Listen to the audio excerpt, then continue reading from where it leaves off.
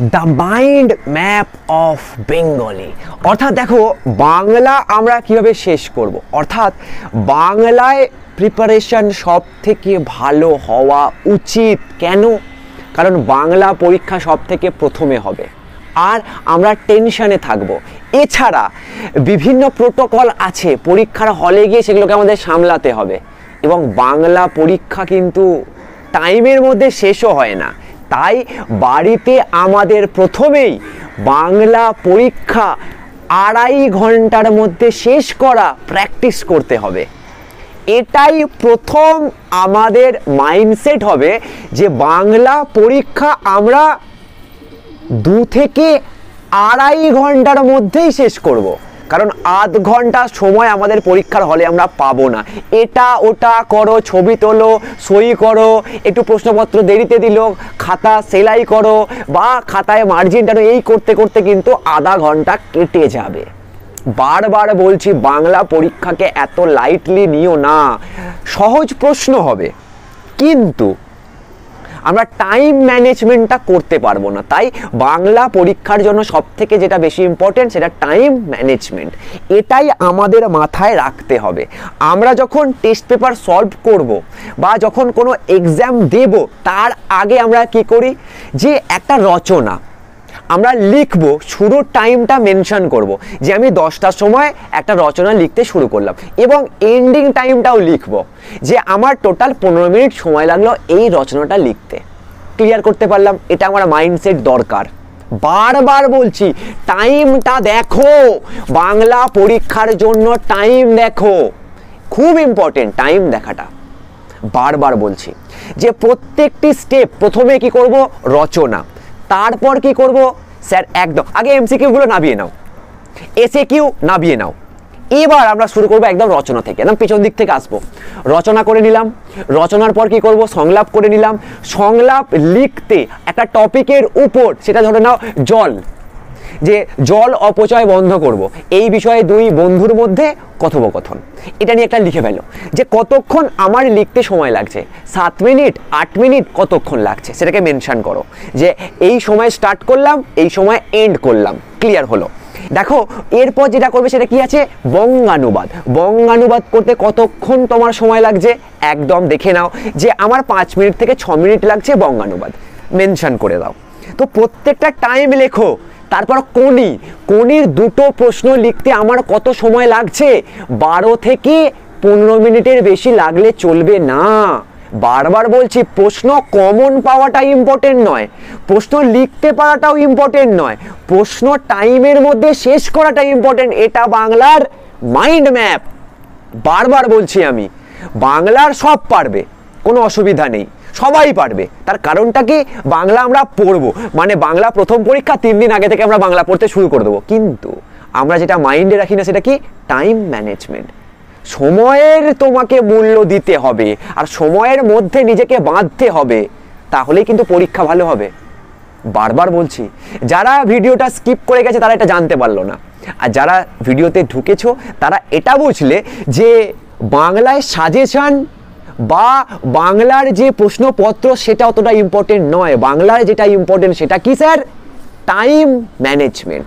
প্রথমে চলে আসো রচনা, তারপর সংলাপ, তারপর বঙ্গানুবাদ, তারপর কোনি। এরপর করে নাও সিরাজদৌল্লা। সিরাজদৌল্লা করে নিয়ে করবে কি, একদম কালি কলম। ক্লিয়ার? এই পোর্শনগুলো যেগুলো বলছি সেগুলোকে আগে টিক করো। প্রথম থেকে গল্প, কবিতা, এই ওই সেই সব নয়, যেটা যেটা বলছি সেটাকে আগে টিক করো। আমি কি রচনা পারবো? হ্যাঁ হলে পরেরটায় আসো, যদি আমি রচনা না পারি আগে রচনা রেডি করো। ক্লিয়ার? রচনা টিক, আমার 15 মিনিটের মধ্যে রচনা শেষ বা 10 মিনিটের মধ্যে আমার রচনা শেষ। কিন্তু যদি 20 মিনিট 25 মিনিট হয় তখন কিন্তু সমস্যা হবে। বারবার বলছি বাবা। আর কি, আমার সংলাপ লিখতে কতক্ষণ সময় লাগলো, বঙ্গানুবাদ লিখে ফেললাম, কোনির 2টো প্রশ্ন, কোনি থেকে 2টো প্রশ্ন লিখতেই হবে। এরকম না যে একটা লিখবো একটা লিখবো না, এরকম নয়। আমাদের চ্যানেলে দেওয়া আছে, তোমরা দেখতে পাবে, প্রশ্নগুলোকে ধরে ধরে মুখস্থ করানো হয়েছে বা বোঝানো হয়েছে। দেখো বাংলা হালকা গল্পটা বুঝিয়ে দিলে তারপর মুখস্থ অটোমেটিক হয়ে যায়। এরপর কি রয়েছে স্যার, এরপর তোমরা চলে আসো, কি বলেছিলাম, সিরাজদৌল্লাটা থেকে কিন্তু একটা 4 নম্বরের প্রশ্ন আসবে, সেটাকে ছাড়বো না, লিখবো। অন্তত 7 থেকে 8 মিনিট সিরাজকে দেবো। মানে সিরাজদৌল্লা থেকে যা প্রশ্ন আসবে 7 থেকে 8 মিনিটের মধ্যে লিখে দেব। উৎস সমেত, কি লিখবো? উৎস সমেত। ক্লিয়ার। আর স্যার কি, কালি কলমটা লিখবো, বাংলা ভাষার বিজ্ঞানটা হালকা পড়ে রাখবো যাতে এসএকিউটা করতে আমাদের সুবিধা হয়। আর এরপর আমরা আসবো কবিতাতে। গল্পের প্রশ্ন আমরা লিখতে পারি কিন্তু কবিতার প্রশ্ন লিখতে পারি না, তাই কবিতাগুলোকে আগে পড়বো। প্রত্যেকটি 3 নম্বরের প্রশ্ন বা 2 নম্বরের প্রশ্নগুলো ভালো করে পড়বো, কবিতার বিষয়বস্তুটাকে ভালো করে বুঝে নেব, উৎস আমরা জেনে নেব, কোন লেখকের লেখা। ক্লিয়ার হয়ে গেল। এছাড়া ভালো করে বলছি শুনবে, আমাদের যে কবিতাটা সব থেকে বেশি ইম্পর্টেন্ট, সিন্ধু তীরে। ক্লিয়ার। আয় আরো বেঁধে বেঁধে থাকি, অস্ত্রের বিরুদ্ধে গান থেকে এবারে প্রশ্ন আসবে না, ঠিক আছে। অভিষেক অবশ্যই চোখ বুলিয়ে যাবে এখান থেকে, যখন তখন 5 নম্বরের 3 নম্বরের প্রশ্ন আসতে পারে, বারবার বলছে এই কথাটা। সিন্ধু তীরে এবারে খুব চান্স আছে, তো কবিতাগুলোকে আগে করো। ক্লিয়ার হলো? আগে করো মানে কি, রচনা, সংলাপ, বঙ্গানুবাদ, কোনি, সিরাজ, কালিকলম হয়ে যাবার পর কবিতাটাকে আগে করো, তারপর গল্পগুলোতে আসো। গল্পের 4টে আগে করে নাও।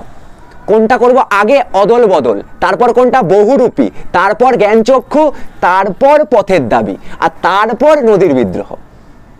ক্লিয়ার? নদীর বিদ্রোহ থেকে এবারে 2 নম্বর বা 3 নম্বরের প্রশ্ন আসবে, অদল বদল থেকে এবারে 5 নম্বরের প্রশ্ন আসবে, জ্ঞানচক্ষু থেকে 2 নম্বর বা 5 নম্বর আসতে পারে, বহুরূপী থেকেও 2 নম্বর মানে 3 নম্বর বা 5 নম্বর আসতে পারে, কিন্তু অদল বদল থেকে কিন্তু 5 নম্বরের প্রশ্ন আসবে, বহুরূপী থেকেও কিন্তু 5 নম্বরের প্রশ্ন আসার চান্স 98% এই দুটো থেকে। আর 3 নম্বরের প্রশ্নের ক্ষেত্রে জ্ঞানচক্ষু আর পথের দাবি আর নদীর বিদ্রোহ। ক্লিয়ার? এগুলো কিন্তু ইম্পর্টেন্ট। এছাড়া ব্যাকরণের জায়গাটা কি করব স্যার?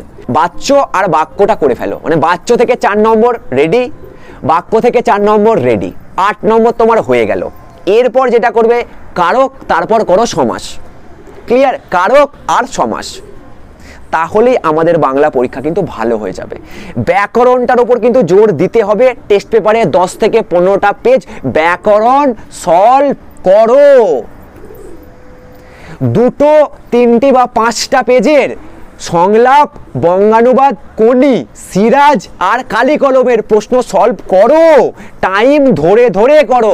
আবারও বলছি, বাংলার মাইন্ড ম্যাপ মানে টাইমের ম্যাপ করা, নট প্রশ্নগুলোর ম্যাপ করা। কবিতাগুলো, গল্পগুলোর ম্যাপ নয়, টাইমের ম্যাপ আঁকো।